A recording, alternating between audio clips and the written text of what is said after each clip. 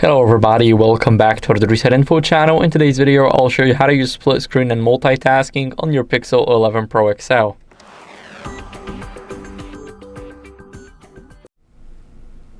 So if you want to use two apps at once, what you guys want to do is simply go over, and here we're going to choose the apps. So the first one, I'm going to choose the Chrome, and the second one will be Messages.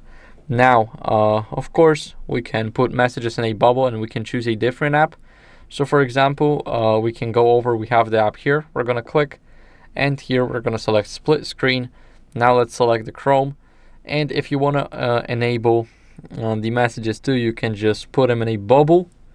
Now once you have them in a bubble, you can go back here, and now you have 3 apps at once. So here we have our Chrome.